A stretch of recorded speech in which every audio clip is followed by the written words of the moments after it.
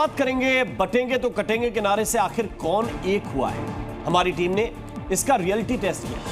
हिंदू मोहल्ले में गए, ठाकुर ब्राह्मण इनसे बात की।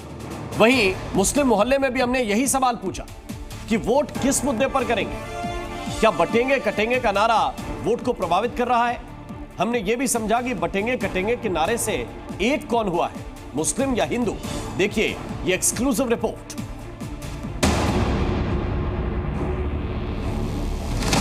महाराष्ट्र चुनाव में मुस्लिम वोट की गोलबंदी के लिए नया इकोसिस्टम खड़ा हुआ। मौलाना, उलेमा, मुस्लिम नेता मुसलमानों के वोट के ठेकेदार बने।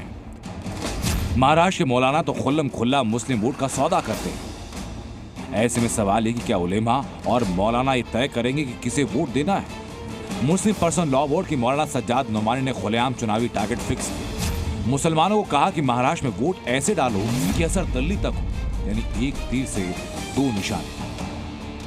अगर महाराष्ट्र में उनको शिकस्त हो गई तो इत्तलात के मुताबिक दिल्ली सरकार भी बहुत दिन तक नहीं ठहर पाएगी। तो हमारा निशाना सिर्फ महाराष्ट्र सरकार नहीं है, बल्कि मरकजी हुकूमत है और मुल्क का मुस्तकबिल है। सवाल है कि क्या मौलाना सज्जाद नोमानी और तौकीर रजा मुस्लिम वोटों के ठेकेदार हैं? क्या मुस्लिम वोटर अपना वोट धार्मिक गोलबंदी पर देगा? क्या महाराष्ट्र के मुसलमान वोट जिहाद करेंगे? क्या मुसलमानों को कट्टरवादी नारे से बगलाया जा सकता है? इस सवाल का जवाब खुद महाराष्ट्र के मुसलमानों ने दिया। सुनिए। लोगों ने ये उनको बता दिया है कि अगर मुसलमान एक साथ अगर होंगे तो वो सब कुछ कर सकते हैं, जो हम लोगों ने लोकसभा में एमपी के इलेक्शन में दिखाया। उलमा ने जो फतवा दिया है या जो फैसला किया है वो जाहिर बात है कुछ ना कुछ सोच समझ के किए होंगे। और इसमें यह कतई नहीं देखा गया कि कैंडिडेट हिंदू है कि मुसलमान, पार्टी कौन सी है। यूपी में अत्याचार हो रहा है मुसलमानों पे, वो यहाँ नहीं होना चाहिए, रिपीट नहीं होना चाहिए महाराष्ट्र में। इसके लिए हम लोग सपोर्ट कर रहे हैं महाआघाड़ी को। जहाँ पे ज़्यादा एक्सरियत मुसलमानों की है उस हल्के से एमआईएम का जो भी है एमएलए चुन कर आएगा और हमारी आवाज़ वहाँ पर बुलंद करेगा। महाराष्ट्र के मुसलमानों की बात आप समझे, किस पर वोट करेंगे, उनके मुद्दे क्या हैं और मौलाना का ऐलान कितना असर दिखाता है। अब बात यूपी उपचुनाव की। कटेंगे तो बटेंगे का नारा क्या असर दिखा रहा है? क्या मुस्लिम वोटर की तरह हिंदू वोट करेंगे? क्या योगी का नारा उन पर असर डालेगा? जाति में बटे हिंदू क्या एकजुट होकर वोट करेंगे? हमें ठाकुर, यादव और ब्राह्मण मतदाताओं से बात की। वोटों कटेंगे तो नुकसान तो आगे होगा अपनी, वो तो 2 साल में 4 साल में होगा, नुकसान तो बनना पड़ेगा। फिर एक तो होना पड़ेगा, इसमें तो किसी तरह की बात नहीं है। सामने वाला हो रहा नहीं, वो तो इन्होंने सही किया। जब ये दो को अपना एक ही मान के चल रहे हैं तो बाकी तो एक को होना ही पड़ेगा भाई। ये 2 बिरादरी को एक लेके चल रहे, पीडीएम में तो 2 ही तो बिरादरी है, तीसरी तो ही नहीं। हिंदुत्व तो एक बात का मुद्दा है, लेकिन विकास सबसे ज़्यादा हुआ है। हमारे यहाँ जो है आसपास सड़कें नहीं थी जो योगी जी के यहाँ से बनी है।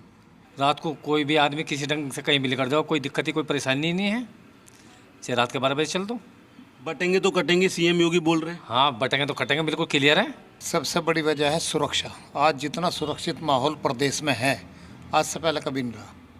जितना डेवलपमेंट इनके कार्यकाल में हुआ आज तक नहीं हुआ। और यहाँ जो ठाकुर समाज है वो पूरा हमारा बीजेपी के साथ है और बीजेपी के लिए दमखम से लगा हुआ है और वो इसको जिता के रहेगा और यहाँ कमल खिलेगा और कमल ही आएगा। मुस्लिम वोटर एकजुट मतदान के लिए जाने जाते हैं।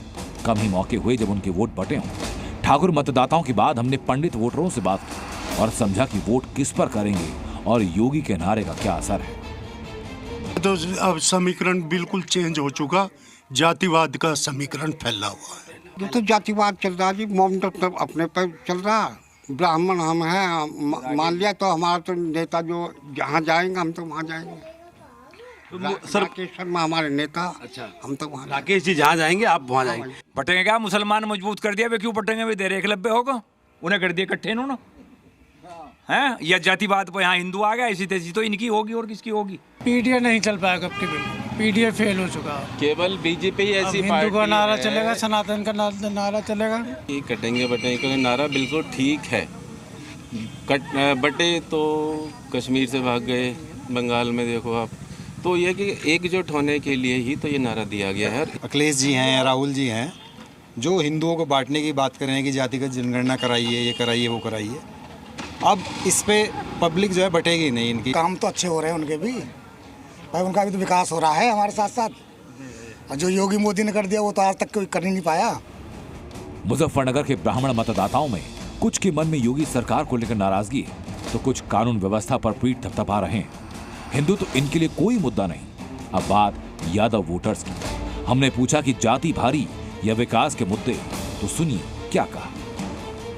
उत्तर प्रदेश का शीशमों की बात नहीं कर रहे हैं, उत्तर प्रदेश का यादव अब सजग हो गया है कि माननीय अखिलेश जी सिर्फ यादवों को अपना वोट बैंक के रूप में इस्तेमाल करते हैं। यादवों के हित में कोई ऐसा काम उन्होंने नहीं किया है। नहीं, हिंदुत्व तो चलेगा, जातिवाद नहीं चलेगा। जातिवाद कैसे चलेगा? मुलायम सिंह की जातिवादी नहीं चलेगी। हमारे यहाँ यादवों का गढ़ है। यादव कृष्णवंशी है, कृष्ण के साथ है, और हम लोग गौ गंगा गाय के लिए समर्पित हैं। हम लोग भारतीय जनता पार्टी के लिए समर्पित हैं। उत्तर प्रदेश का यादव एक आपराधिक मानसिकता के मुस्लिम को कभी भी स्वीकार नहीं कर सकता। भाईजान की वोटिंग किस पर होती है ये आपने सुना। आपने हिंदुओं में ठाकुर, ब्राह्मण और यादवों को सुना। वोट देंगे तो किस पर देंगे, इन बयानों के आधार पर एक बात तो तय है, योगी के बटेंगे और कटेंगे का किनारे का ज्यादा असर मुसलमानों पर है। वो पहले से कहीं ज्यादा संगठित है, और वहीं हिंदू वोटर विकास और स्थानीय मुद्दों को लेकर बटा है, और जाति भी एक बड़ी भूमिका अदा कर रही है। ब्यूरो रिपोर्ट, जी मीडिया। जी न्यूज़।